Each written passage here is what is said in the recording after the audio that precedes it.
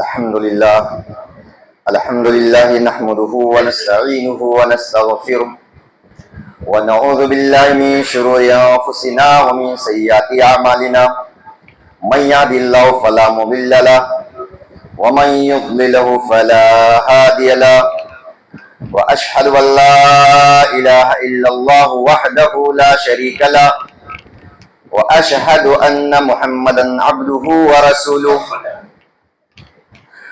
فأعوذ بالله السميع العليم من الشيطان الرجيم بسم الله الرحمن الرحيم يا أيها الذين آمنوا اتقوا الله حق تقاته ولا تموتن إلا وأنتم مسلمون يا أيها الناس اتقوا ربكم الذي خلقكم من نفس واحدة وخلق منها زوجها وبث منهما رجالا كثيرا ونساء واتقوا الله الذي تساءلون به والأرحام إن الله كان عليكم رقيبا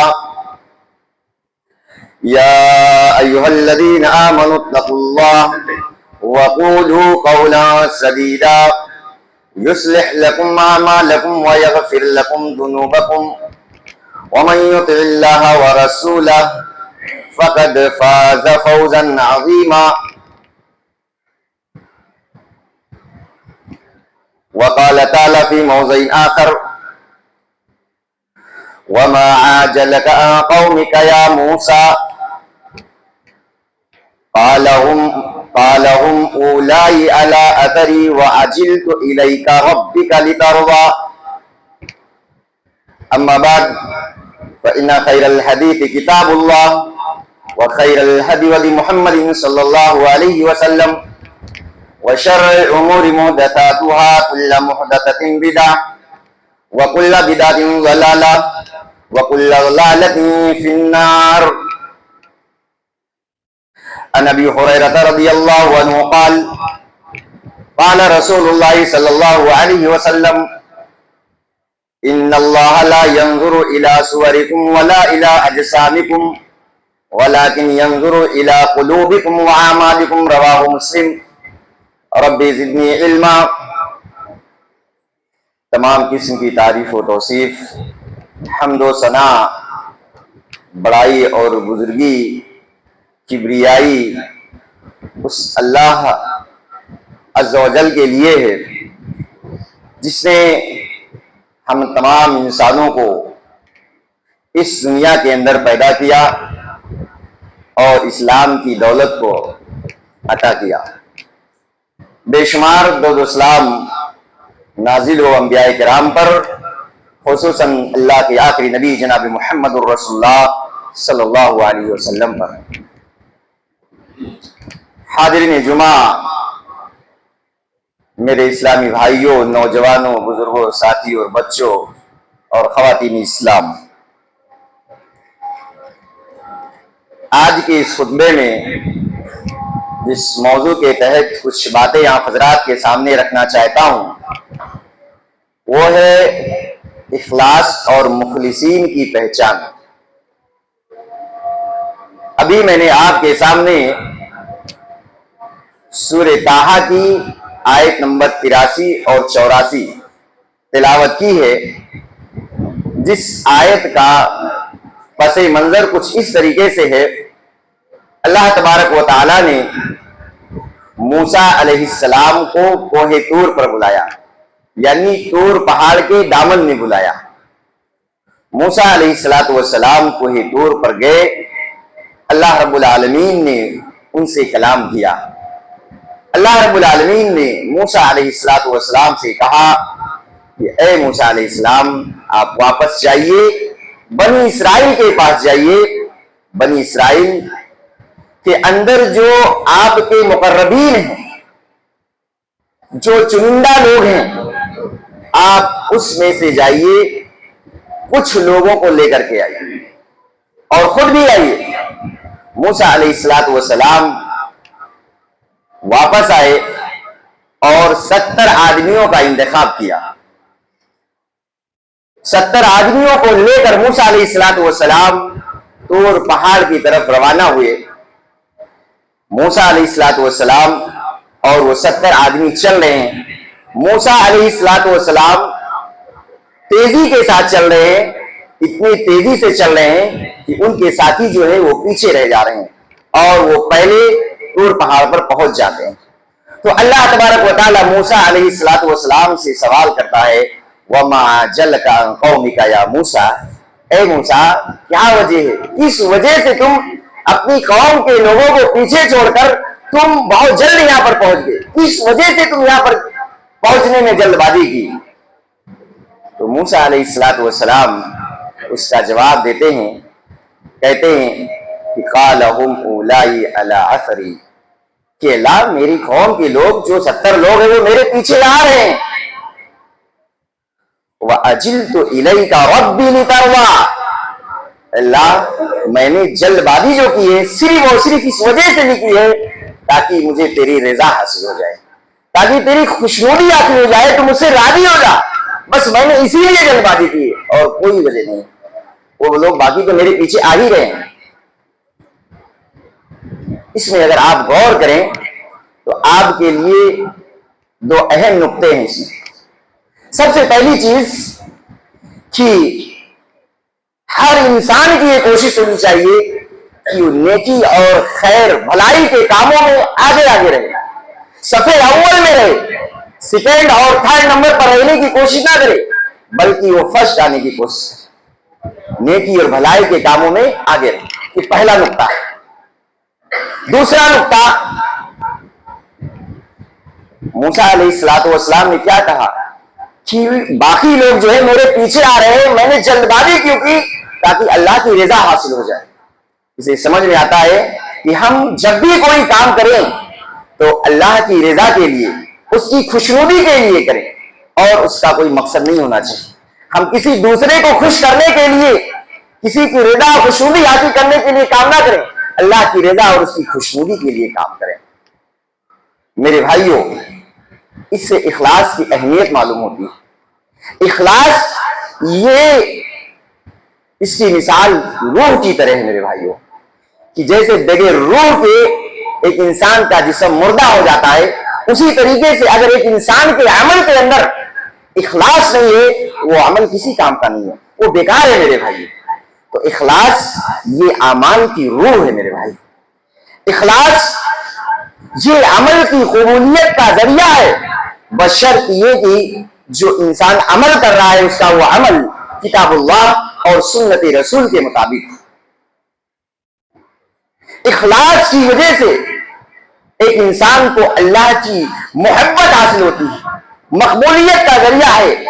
اللہ رب العالمین فرشتوں سے کہتا ہے کہ میرے اس مخلص بندے سے تم محبت کرو، اور انسانوں کے اندر اللہ رب العالمین دنیا کے اندر اسی محبت کو ڈال دیتا ہے۔ اخلاص یہ درجات کی بلندی کا ذریعہ ہے، اس کے ذریعہ سے ایک انسان کے درجات بلند ہوتے ہیں۔ اخلاص کا فائدہ میرے بھائی دنیا اور آخرت دونوں میں ہے۔ ایک انسان اگر مخلص ہے اپنے عمل کے اندر تو دنیا کے اندر اس کا فائدہ نظر آتا ہے، اللہ تعالیٰ اسے بہت ساری پریشانیوں، بہت ساری مصیبتوں سے نجات دے دیتا ہے، اور آخرت میں تو اسے اس کا اجر ملے گا ہی۔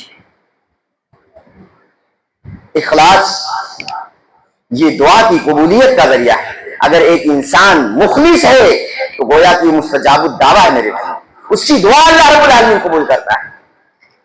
اخلاص کے فائدے میرے بھائی،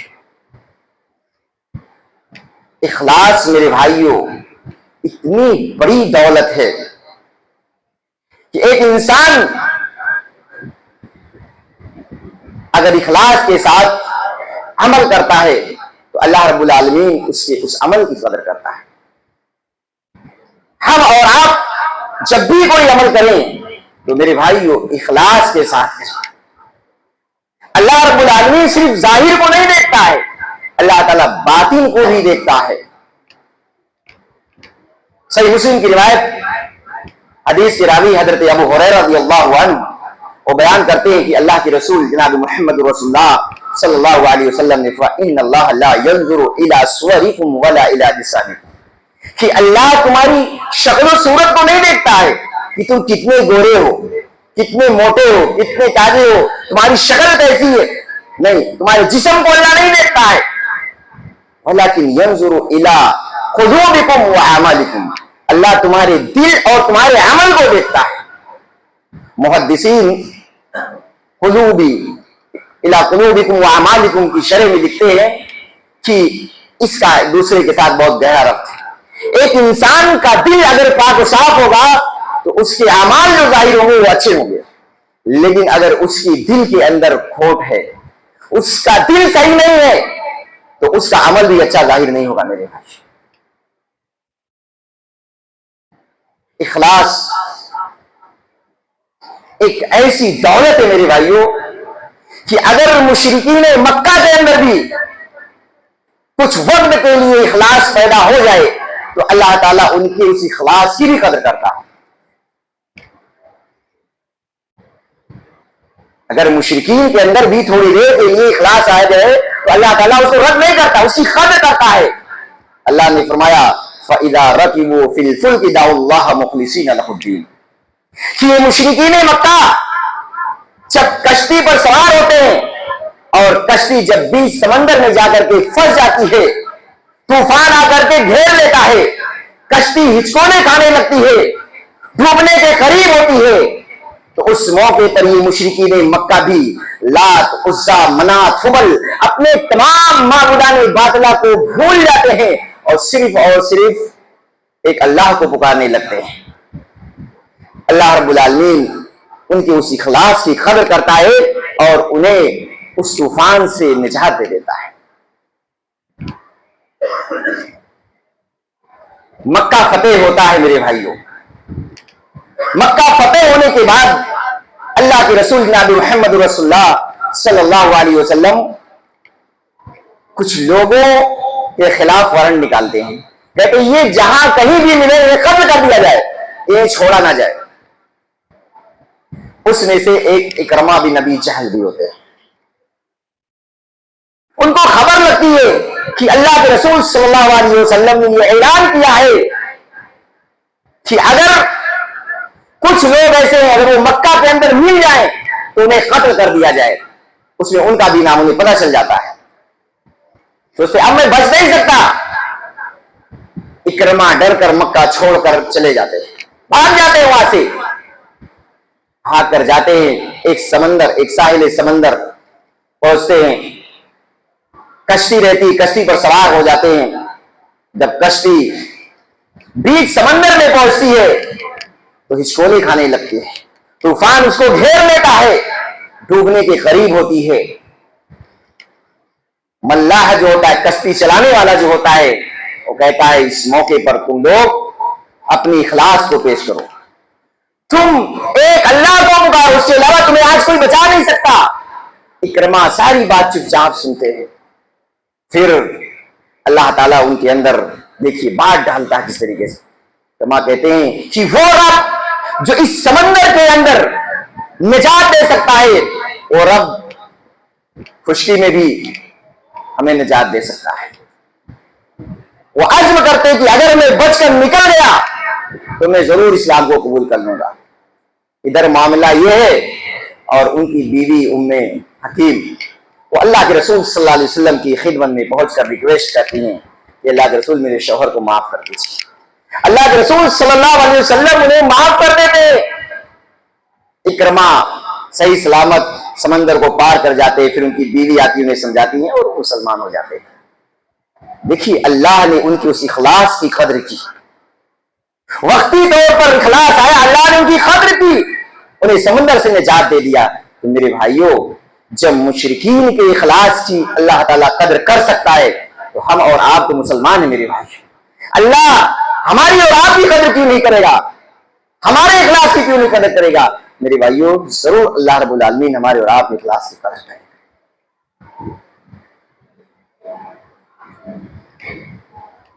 اخلاص ایک ایسی صفت ہے میرے بھائیوں کہ اگر ایک انسان کے اندر یہ صفت پیدا ہو جائے تو اس مخلص سے شیطان بھی مایوس ہو جاتا ہے میرے بھائیوں۔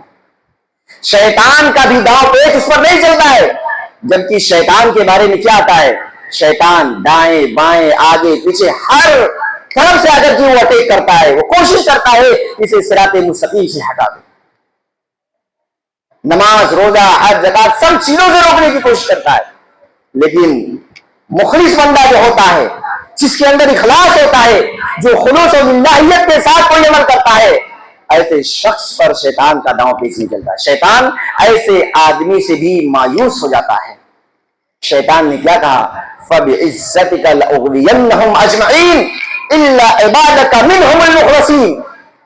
کہا تیرے عزت و جلال کی قسم, شیطان بھی قسم کھا رہا ہے, اللہ کی قسم کھا رہا ہے کہ اللہ تیرے عزت و جلال کی قسم, میں تمام لوگوں کو بہکا دوں گا, تمام لوگوں کو گمراہ کر دوں گا, مگر تیرے جو مخلص بندے ہیں میں انہیں کبھی نہیں بہکا پاؤں گا.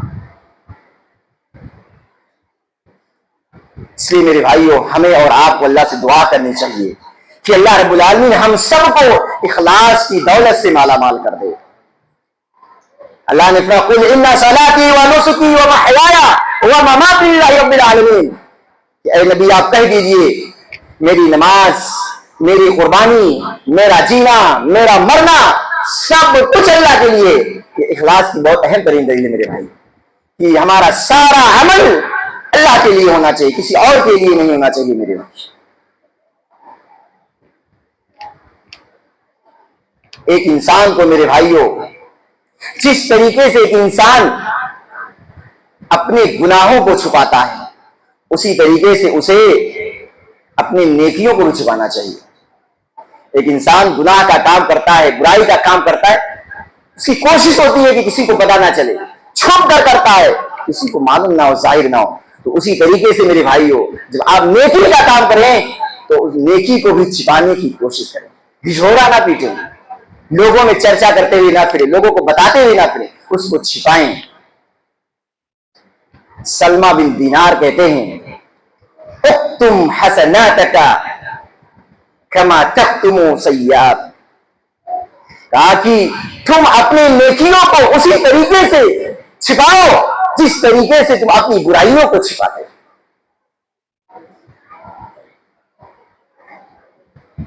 اگر میرے بھائیوں آپ نیکی کرتے ہیں اور نیکی کرنے کے بعد لوگوں میں بیان کرتے ہوئے پھرتے تو یہ ریاکاری ہے میرے بھائی.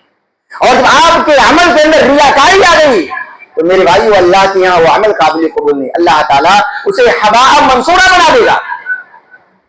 وَقَدِمْنَا إِلَى مَا عَمِلُوا مِنْ عَمْلٍ فَجَعَلْنَاهُ حَبَاءً مَنْصُورًا. اللہ تعالیٰ مشرکین کے اعمال کے بارے میں کہا کہ ہم ان کے اعمال کو جو انہوں نے کیے اس کو ہم حباء منصورا بنا دیں گے. یہ حباء منصورا کیا ہے میرے بھائی؟ آپ نے دیکھا ہوگا کہ کوئی کھڑکی ہوتی ہے, اس میں روشن دان ہوتا ہے, جب اس سے روشنی آتی ہے تو دیکھیے اس میں کچھ باریک باریک ذرات نظر آتے ہیں جسے ہم پکڑ بھی نہیں سکتے. اللہ تعالیٰ اس طریقے سے اعمال کو حباء منصورا بنا دے گا, اڑا دے گا, پراگنڈا کر کے اڑا دے گا, کچھ بھی نہیں بچے گا میرے بھائی. تو میرے بھائی عمل کے اندر اخلاص ہونا چاہیے, ریاکاری نہیں ہونا چاہیے. یہ چند باتیں تھیں جو آپ کے سامنے میں نے اخلاص اور اس کی اہمیت کے متعلق رکھا. اب آئیے ہم مخلصین کی چند صفتوں کو دیکھ لیتے ہیں کہ کیا صفت ہونی چاہیے. مخلصین کی سب سے پہلی صفت جو ہے میرے بھائی, ایک مخلص انسان کے اندر ہونی چاہیے, وہ یہ ہے کہ کوئی کام چاہے وہ چھوٹا ہو یا بڑا, اس کو کرنے میں شرم محسوس نہیں ہونا چاہیے, شرمندگی نہیں ہونی چاہیے. یہ نہ سوچے کہ میں اتنا بڑا آدمی ہوں, میں یہ کام کیوں کروں. اگر آپ کے اندر یہ سوچ آ گئی تو آپ کے اس عمل پر سوالیہ نشان لگ جائے گا. کوئی چھوٹا کام ہو یا بڑا کام ہو, آپ کے اندر شرمندگی نہیں آنی چاہیے. سب سے پہلے تو میں اپنے سے اس کی مثال دے دیتا ہوں. جیسے مان لیجئے میں خطیب ہوں, میں تقریر کر رہا ہوں. اب مسجد میں میرے سامنے تو 4-6 لوگ بیٹھے رہے, میں کہوں کہ نہیں میں ان کے سامنے تقریر نہیں کروں گا. میں اس وقت تقریر کروں گا جب زیادہ لوگ رہیں, 100, 200, 300 لوگ رہیں, تب میں تقریر کروں گا. میرے بھائیوں مجھ پر سوالیہ نشان آ جائے. میرے اندر کوئی اخلاص نہیں ہے. کم لوگ ہیں تب بھی ہمیں تقریر کرنی ہے, اور زیادہ لوگ ہیں تب بھی ہمیں تقریر کرنی ہے. اگر ہماری یہ سوچ بن گئی تو میرے بھائیوں اس عمل کے اندر اخلاص ختم ہو گیا. میں ہوں چاہے دنیا کا کوئی عالم ہو, کوئی بڑا سے بڑا علامہ ہو, کوئی اگر اس کی یہ سوچ ہے کہ میرے سامنے ایک بڑی مجلس ہوگی تب میں تقریر کروں گا, تو میرے بھائیوں اس کے اندر کوئی اخلاص ہے. چھوٹے کام کو حقیر نہ سمجھے، کریں اس کو، شرمندگی نہیں ہونا چاہیے. اس کی چند مثالیں اور میں پیش کرتا ہوں. اللہ کے رسول صلی اللہ علیہ وسلم نے مسجد کے دیوار پر دیکھا کہ بلغم لگا ہوا ہے. بہت اہم حدیث ہے میرے بھائیوں. اللہ کے رسول صلی اللہ علیہ وسلم کی نگاہ مسجد کے دیوار پر پڑتی، آپ دیکھتے ہیں کہ بلغم لگا ہوا ہے. اب بلغم سے تو ہر کسی کو گھن آتا ہے. اللہ کے رسول صلی اللہ علیہ وسلم اس کو دیکھ کر بہت زیادہ غصے میں آتے ہیں. آپ کا چہرہ سرخ ہو جاتا ہے. کہتے ہیں یہ مسجد ہے، یہ اللہ کا گھر ہے، اسے صاف ستھرا رکھنا چاہیے. اللہ کے رسول صلی اللہ علیہ وسلم ایک چھڑی لیتے، ایک ڈنڈی لیتے ہیں، وہ بلغم سوکھ چکا، آپ اس کو کھرچ دیتے ہیں. اس کے بعد آپ حکم دیتے ہیں خوشبو لانے کے لیے. خوشبو لائی جاتی ہے. اللہ کے رسول صلی اللہ علیہ وسلم اس پر خوشبو لگاتے ہیں. دوسرے صحابہ وہاں موجود تھے.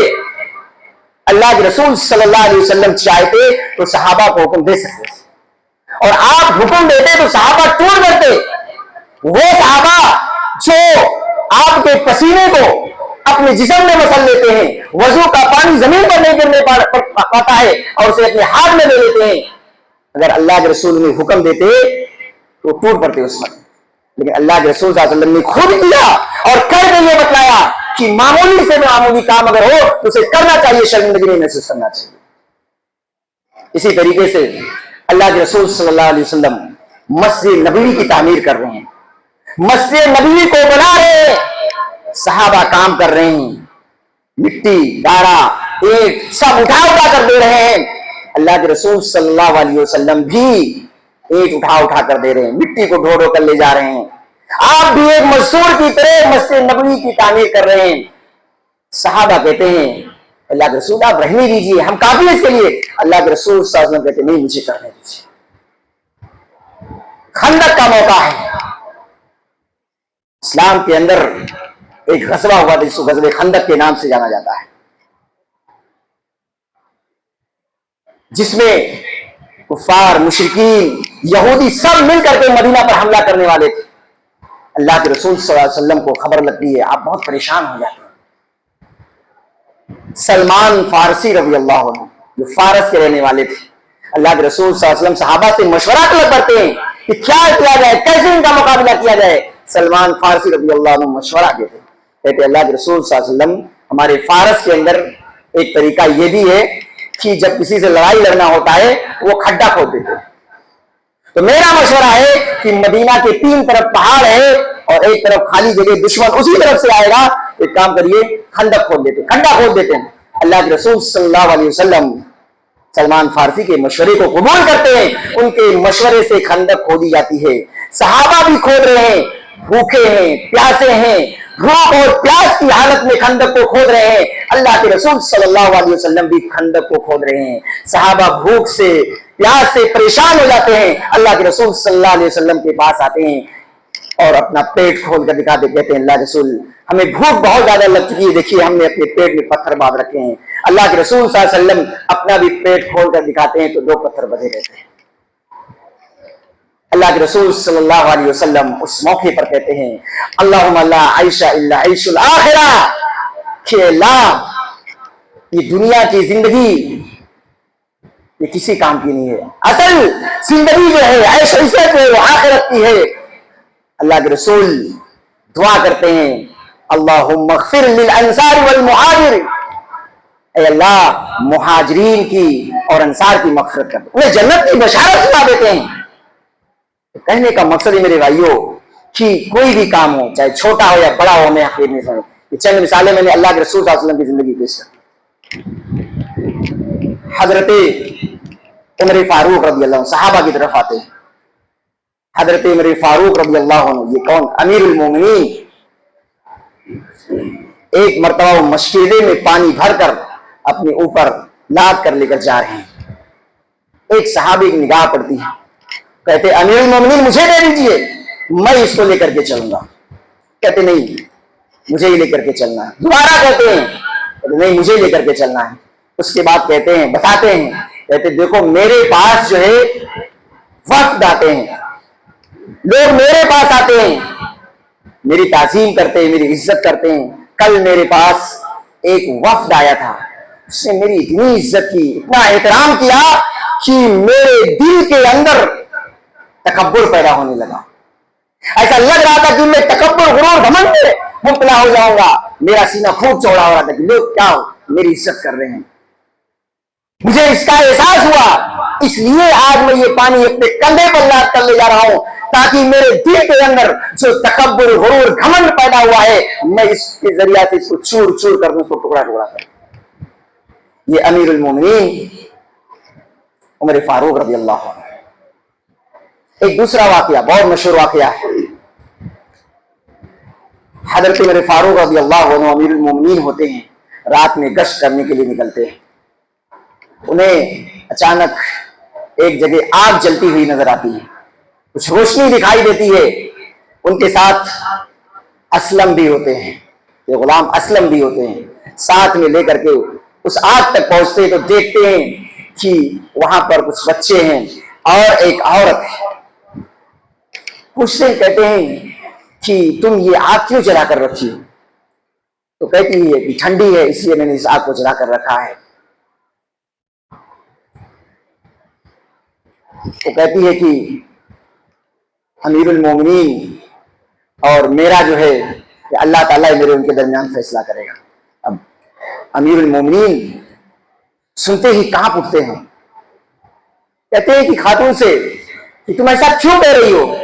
امیر المومنین کو کیا پتا ہے کہ تم اس حالت میں, ان کو خبر ہی نہیں ہے, تو تمہارے لیے کیسے کوئی ویوستھا کرے؟ تو کہتی ہے کہ وہ امیر المومنین ہیں اور انہیں اپنی رعایا کی کوئی فکر نہیں ہے. اپنے غلام اسلم سے کہتے چلو میرے ساتھ. یہیں سے نکل جاتے ہیں, گھر پر جاتے ہیں, بہت زیادہ غلہ نکالتے ہیں, گھی, تیل, جو بھی ہوتا ہے نکالتے ہیں اور اس کو لادتے ہیں, اپنے اوپر لاتے ہیں, لاد کر لے کر چلنا شروع کرتے ہیں. اسلم کہتے ہیں مجھے دے دیجئے. کہتے نہیں, میں لے کر چلوں گا. لے کر جاتے ہیں, کھانا پکاتے ہیں, اس کو کھلاتے ہیں. کھانا گرم رہتا ہے, اس کو ٹھنڈا کرتے ہیں اور پھر بچوں کو بھی کھلاتے ہیں. اور کھلانے کے بعد پھر واپس چلتے ہیں, تھوڑی دور جاتے ہیں, پھر وہاں رک جاتے ہیں, پھر وہاں جا کر کچھ ایکٹنگ کرتے ہیں تاکہ بچے آپ کی ایکٹنگ کو دیکھ کر خوش ہو جائیں. اسلم کہتے ہیں کہ آپ ایسا ایکٹنگ کیوں کر رہے ہیں امیر المومنین؟ وہ کہتے ہیں میں اس لیے کر رہا ہوں کہ جب میں بچوں کے پاس آیا تھا تو یہ بچے رو رہے تھے. اب میں چاہتا ہوں کہ یہ بچے جب تک خوش نہ ہو جائے تب تک میں یہاں سے واپس نہ جاؤں. دیکھیے یہ امیر المومنین ہے میرے بھائی. اسی طریقے سے آپ کو اور بھی کئی واقعات مل سکتے ہیں میرے بھائی. اسلاف میں دیکھیے مولانا محدث کبیر نذیر حسین دہلوی رحمہ اللہ علیہ, جن کو شیخ الکل فی الکل کہا جاتا ہے, یہ محدث سے صحیح بخاری کا دلی کے اندر ایک مسجد میں درس دیا کرتے تھے. ان کے شاگردوں کی تعداد بہت بڑی ہے. وہ مسجد میں درس دیا کرتے تھے, دن بھر درس دیتے تھے اور شام میں اسٹیشن پہ جا کر کے کلی بن کر کے مزدوری کیا کرتے تھے. اپنی شکل تھوڑی سی کچھ لگا لیا کرتے تاکہ لوگ پہچان نہ پائیں, کچھ بھیس بدل لیا کرتے تھے, کلی کا کام کرتے تھے. اس لیے کرتے تھے تاکہ رات میں جا کر کچھ پیسے کما لوں, یہ غریب طلبہ جو ہے تاکہ میں ان کے کھانے پینے کا بندوبست کر سکوں. ایک دن کام کر رہے ہوتے ہیں, الگ الگ ملکوں سے لوگ آتے تھے. آج جیسا کیمرے وغیرہ کا دور ہے کہ فوٹو ادھر ادھر شیئر کر دیتے ہیں, لوگ پہچانتے ایک دوسرے کو. وہ تو دور تھا نہیں, کوئی کسی کو پہچانتا نہیں تھا, ملنے کے بعد ہی پہچان پاتا تھا. ایک بندہ آتا ہے اور ان سے کہتا ہے کہ مجھے میاں نذیر حسین محدث دہلوی کے پاس جانا ہے, میری رہنمائی کر دیجیے. اس کا سامان لیتے ہیں, اپنے اوپر لاد لیتے ہیں اور کھلی بند کر کے لے جا کر کے اس جگہ پر پہنچاتے ہیں, اس مسجد کے پاس پہنچاتے ہیں جہاں پر وہ درس دیا کرتے ہیں. وہ نوجوان وہاں رہتا ہے اور وہ اپنے گھر پہ چلے جاتے ہیں. پھر صبح ہوتی ہے, وہ درس دینے کے لیے آ جاتے ہیں, درس دینا شروع کرتے ہیں. وہ نوجوان فریش ہوتا ہے اور اس کے بعد آپ کے درس میں پہنچتا ہے, اس کی نگاہ پڑتی ہے آپ پر تو دیکھ کر بہت زیادہ تعجب پڑ جاتا ہے، اس کی آنکھوں سے آنسو نکلنے لگتے ہیں کہ یہ ہوئی ہیں جو کل میرا سامان اٹھا کر کے دے کر کے آئے. یہ ہمارے اسلاف تھے کہ کوئی بھی کام کرنے کو وہ معمولی نہیں سمجھتے تھے، چھوٹا کام ہوتا تھا اس کو کیا کرتے تھے. تو مخلصین کی میرے بھائیوں سب سے پہلی صفت یہ ہونی چاہیے کہ کسی بھی کام کو وہ حقیر نہ سمجھیں، چھوٹا کام ہو یا بڑا کام ہو اس کو کریں. بڑے بڑے کام تو بہت سارے لوگ کرتے ہیں، آپ چھوٹا چھوٹا کام کریے. آپ یہ نہ سوچیں کہ میں فلاں ادارے کا ذمہ دار ہوں، فلاں مسجد کا ذمہ دار ہوں یا فلاں کمپنی کا مالک ہوں، میں یہ کام کیوں کروں. نہیں میرے، اگر آپ کے اندر یہ سوچ آ گئی تو آپ کے اندر سے اخلاص ختم ہو گیا. نمبر 2، دوسری صفت کہ آپ عمل کرنے کے بعد اس کی قبولیت کے بارے میں خوف زدہ ہوں کہ آپ جو عمل کر رہے ہیں اللہ کے یہاں وہ قبول ہوگا یا نہیں ہوگا، اس کا بھی خوف آپ کے اندر ہونا چاہیے. ایسا نہیں کہ آپ کر کے مطمئن ہو جائیں، نہیں. اللہ نے آیت کریمہ نازل کی والذین یؤتون ما آتوا وقلوبهم وجلہ، کہ اللہ کے بندے ایسے ہیں جو دینے کے بعد بھی خوف زدہ ہوتے ہیں، ڈرے رہتے ہیں کہ ہم نے جو صدقہ خیرات کیا ہے ہمارا وہ صدقہ اللہ کے یہاں قبول ہوگا یا نہیں. حضرت عائشہ صدیقہ رضی اللہ عنہ کہتی ہیں اے اللہ کے رسول صلی اللہ علیہ وسلم اس سے کون لوگ مراد ہیں؟ کیا وہ لوگ مراد ہیں جو لوگ چوری کرتے ہیں، ڈاکہ ڈالتے ہیں، جھوٹ بولتے ہیں، غیبت کرتے ہیں؟ اللہ کے رسول صلی اللہ علیہ وسلم کہتے ہیں نہیں، یہ وہ لوگ نہیں ہیں، یہ وہ لوگ ہیں جو نماز پڑھتے ہیں، روزہ رکھتے ہیں، حج کرتے ہیں، زکات ہیں، سب کچھ کرتے ہیں، لیکن کرنے کے بعد وہ ڈرے رہتے ہیں کہ کہیں ایسا نہ ہو کہ ان کا وہ عمل رائگاں ہو جائے، اللہ کے یہاں قبول نہ ہونے، ڈر لگا رہتا ہے. حضرت ابراہیم علیہ السلام، حضرت اسماعیل علیہ السلام خانہ کعبہ کی تعمیر کر رہے ہیں، بیت اللہ کی تعمیر کر رہے ہیں جو مکہ مکرمہ کے اندر موجود ہے، تعمیر کر رہے ہیں. حضرت ابراہیم اسماعیل اینٹ کو اٹھا کر لا رہے ہیں، اس کو تعمیر کر رہے ہیں اور اللہ سے دعا کر رہے ہیں. دیکھیے نبی ہے، ربنا تقبل منا انک انت السمیع العلیم، اے اللہ اس کو قبول فرما لے. تو سننے والا ہے، جاننے والا ہے. تو میرے بھائی یہ نبیوں کا معاملہ تھا.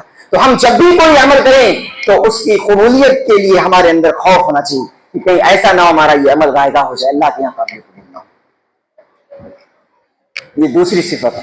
تیسری صفت میرے بھائیوں، ہمارے اور آپ کے اندر ہمارا جو ظاہر ہے، ہمارے ظاہر سے زیادہ ہمارا باطن اچھا ہونا چاہیے. ظاہر سے زیادہ ہمارا باطن اچھا ہونا چاہیے. آج تو لوگ صرف ظاہری طور پر دکھاتے ہیں، باطن بہت گڑبڑ ہوتا ہے، اندر سے بہت گڑبڑی ہوتی ہے، ظاہری طور پر لوگ دکھاتے ہیں. نہیں میرے بھائیو، جیسا ظاہر ہو اس سے کہیں زیادہ اچھا ہمارا باطن ہونا چاہیے.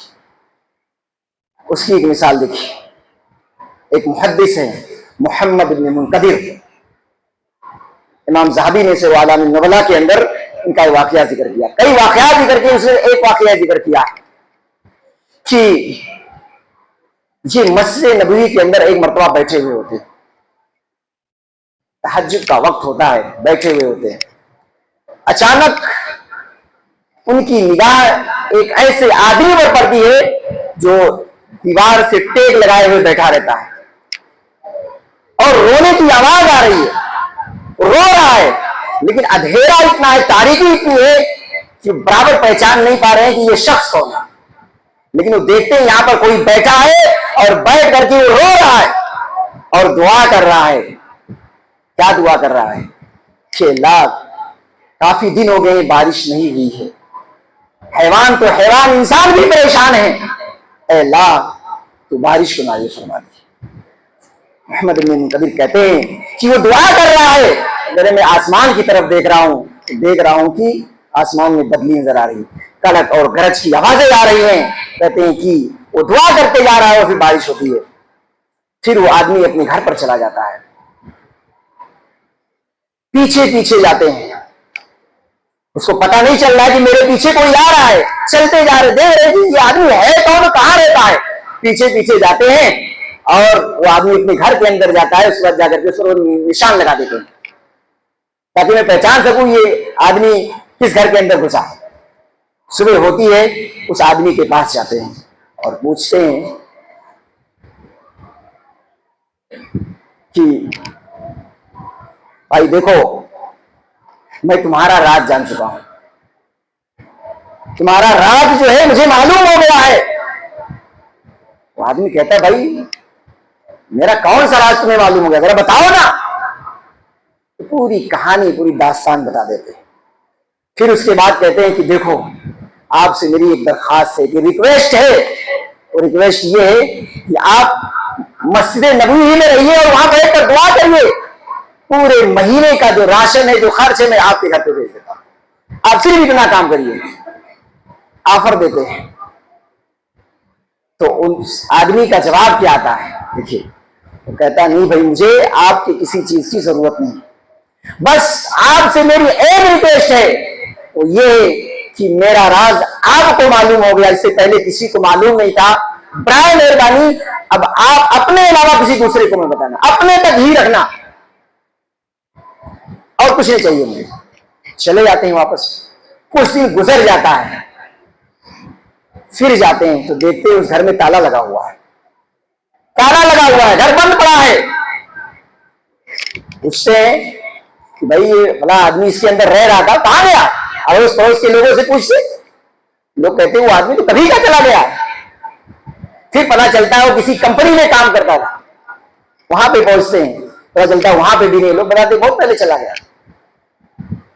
तो कहने का मकसद मेरे भाई ये है कि देखिए वो आदमी सब कुछ क्यों छोड़ दिया, इसलिए कि कहीं फिर मेरा कोई राज ना जान जाए, मेरा राज कहीं ना खुल जाए, वो दूसरी जगह कहीं चला गया। तो कहने का मकसद ये मेरे भाइयों कि हमारे जाहिर से ज्यादा हमारा बातिन अच्छा होना चाहिए। इसी तरीके से एक और सिफत मेरे भाइयों कि अगर आप नेकी भलाई का काम करने का इरादा रखते हैं, आप चाहते हैं कि जैसे आप मुंबरा में सोचते हैं कि मैं यहां पर दावत तबलीग का काम करूं, आप सोच रहे हैं लेकिन अभी कर नहीं रहे हैं, आप अभी सोच ही रहे हैं कि कोई दूसरा बंदा पैदा हो जाता है और वो दावत का काम करना शुरू कर देता है। तो अब उसके बारे में आपकी सोच क्या होनी चाहिए? आपको उस पर नाराज होना चाहिए या खुश होना चाहिए कि मैं करना चाह रहा था तुम क्यों करना शुरू कर दिए? नाराज नहीं होना चाहिए उस पर, बल्कि आप उससे खुश होना चाहिए कि चलो मैं करना चाह रहा था, मैं नहीं कर पाया, वही तो किया। हमारे यहाँ क्या है कि कोई दूसरा शुरू कर देता है तो हसद की बीमारी पैदा हो जाती है। देखो ये करना शुरू कर दिए, टांग लगा दिए और वो करना शुरू कर देते। ये सोच है एक मुखलिस आदमी की पहचान नहीं मेरे भाई। एक मुखलिस आदमी की पहचान ये है कि अगर वो खुद नहीं कर सका, कोई दूसरा कर रहा है तो उस पर खुश होना चाहिए मेरे भाई, उसका साथ देना चाहिए। तो ये चंद बातें थी मेरे भाइयों इखलास और मुखलिसीन के मुतालिक। अल्लाह रब्बुल आलमीन से दुआ है कि अल्लाह रब्बुल आलमीन हम तमाम लोगों के अमलों के अंदर इखलास पैदा कर दे, खुलूस और लिल्लाहियत पैदा कर दे, अल्लाह की रजा और उसकी खुशनुदी के लिए अमल करने वाला बना दे। आमीन व आखिर दाना अल्हम्दुलिल्लाहि रब्बिल आलमीन।